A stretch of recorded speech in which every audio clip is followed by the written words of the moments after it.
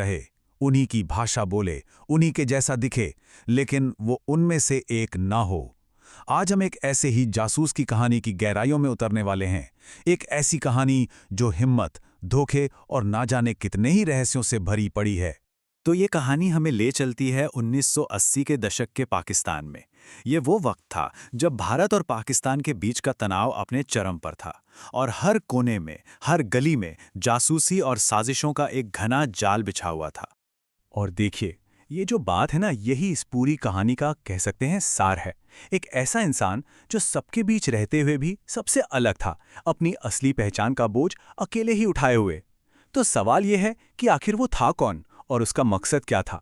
देखिए, एक undercover agent होना ये कोई मामूली नौकरी नहीं है।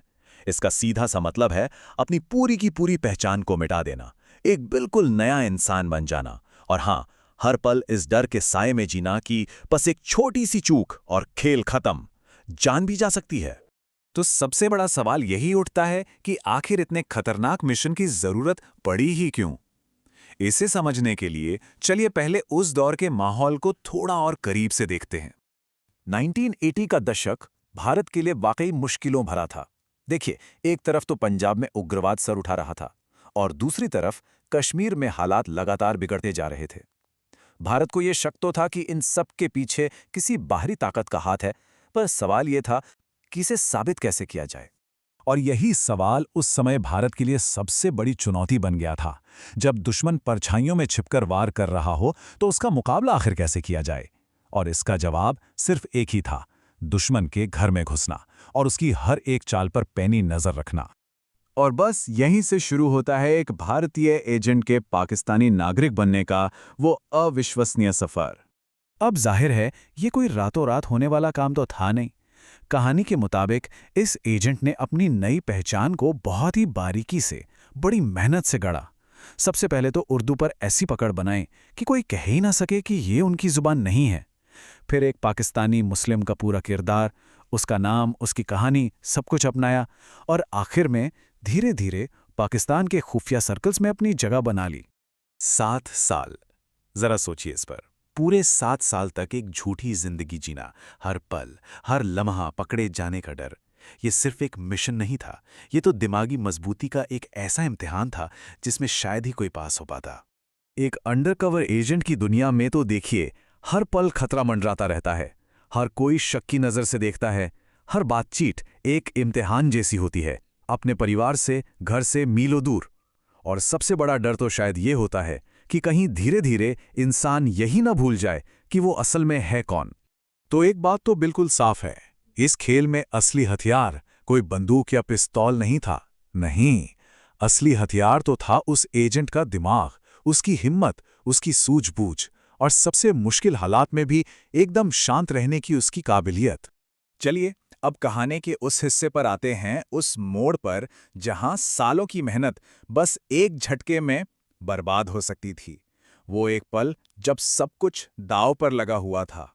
कहानी में अचानक एक मोड़ आता है। एजेंट का सामना एक ऐसे शख्स से हो जाता है जिससे वो शायद कभी नहीं मिलना चाहता था। एक ऐसा शख्स जो मुमकिन है उसका असली चेहरा पहचानता हो। उसकी आंखों में एक शक की नजर थी। वो एजेंट को बस घूरे जा रहा था, मानो कोई भूली बिसरी याद ताज़ा करने की कोशिश कर रहा हो। क्या ये चेहरा उसने पहले कहीं देखा है? और फिर ठीक वही हुआ जिसका डर था। उस आदमी की आंखों में पहचान की एक चमक कौंधी। बस उस एक पल के लिए ऐसा लगा जैसे एजेंट की सांसें थम सी गई हों। 7 साल की मेहनत, जुटाई गई हर एक खुफिया जानकारी, पूरा का पूरा मिशन, सब कुछ बस एक पल में खाक में मिलने वाला था। सुनने में ये कहानी किसी थ्रिलर फिल्म की स्क्रिप्ट जैसी लगती है ना? पर क्या ये सच है? अब वक्त है इस कहानी की हकीकत को खंगालने का। और इसके लिए हमें वापस वहीं जाना होगा जहां से ये कहानी आई है, यानी इसके सोर्स पर। देखिए, इस कहानी के हिसाब से तो इस मिशन से भारत को बहुत बड़ा फायदा हुआ। कहा जाता है कि पंजाब और कश्मीर में चल रही साजिशों का पर्दाफाश हुआ और देश को एक बड़ी स्ट्रेटेजिक बढ़त मिली। लेकिन क्या ये दावे वाकई में सच है? और यहीं पर आता है इस कहानी का सबसे बड़ा ट्विस्ट। जिस सोर्स से ये कहानी ली गई है, वो खुद ये साफ साफ कहता है कि ये सब मनगढ़ंत है, पूरी तरह से एक काल्पनिक कहानी जिसका हकीकत से कोई लेना देना नहीं है। तो अब हमारे सामने दो बिल्कुल अलग-अलग तस्वीरें हैं। एक तरफ है एक बहादुर जासूस की हीरोइक कहानी और दूसरी तरफ एक साफ-साफ डिस्क्लेमर कि ये सब झूठ है। तो फिर सच क्या माना जाए? और उससे भी बड़ा सवाल कि आखिर ऐसी कहानियां बनती ही क्यों हैं? ये वाकई एक बहुत ज़रूरी सवाल है। अगर ये कहानी सच नहीं है, तो भी लोग इस पर यकीन क्यों करना चाहते हैं? शायद इसलिए कि ये हमें जासूसी की उस रहस्यमयी दुनिया की एक झलक दिखाती है, जिसके बारे में हम वैसे भी बहुत कम जानते हैं। शायद असली सबक यही है। इंटेलिजेंस की दुनिया में जीतों का कोई जश्न नहीं होता और हीरोज़ को मेडल नहीं मिलते। जो असली नायक होते हैं, वो अक्सर गुमनाम ही रहते हैं और उनकी सच्ची कहानियाँ शायद ही कभी दुनिया के सामने आ पाती हैं। तो आखिर में ये कहानी हमें एक बहुत बड़े सवाल के साथ छोड़ जाती है। अगर ये कहानी सिर्फ एक कल्पना है, तो ज़रा सोचिए ऐसी कितनी असली और शायद इससे भी कहीं ज़्यादा हैरत अंगीज़ कहानियाँ होंगी जो हमेशा हमेशा के लिए इतिहास के पन्नों में दफन हो चुकी हैं। शायद इसका जवाब हमें कभी नहीं मिलेगा।